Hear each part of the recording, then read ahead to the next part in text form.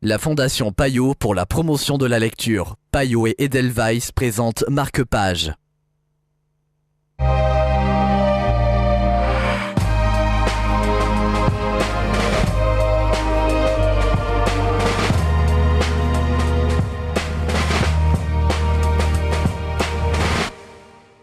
Bienvenue dans Marque-Page en compagnie aujourd'hui de Joëlle Braque de Payot Libraire. Bonjour Joëlle. Bonjour. C'est une histoire de course contre la montre, mais pas n'importe laquelle, puisqu'il s'agit de battre un certain record.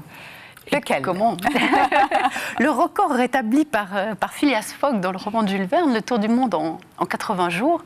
Une dizaine d'années après ce roman, un journal a décidé de battre le record en envoyant un journaliste essayer de faire ce tour du monde en moins de 75 jours. Elle est de quel sexe Alors voilà, ils ont envoyé une journaliste. Et non seulement ils ont envoyé une journaliste, mais c'est elle qui l'avait proposé. On l'avait vraiment, on s'était bien moqué d'elle quand elle avait dit ça.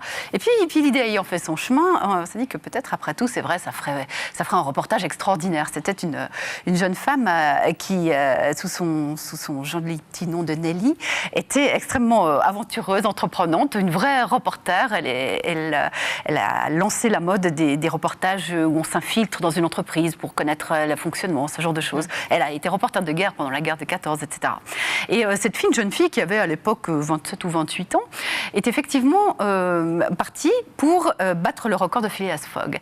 Elle a embarqué, elle est partie en direction de l'Europe depuis les États-Unis.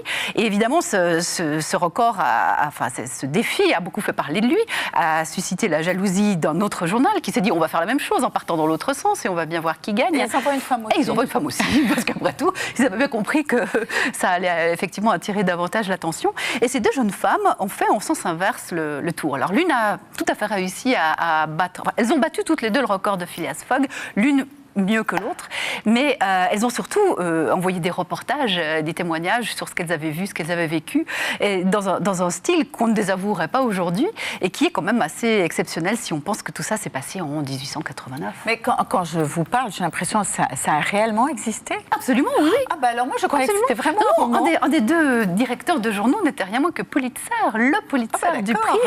Non, alors je vais me ruer dessus là. Merci Joëlle. Ce livre est disponible chez votre libraire. Marque-Page, c'est terminé. Bonne suite de programmes sur la télé.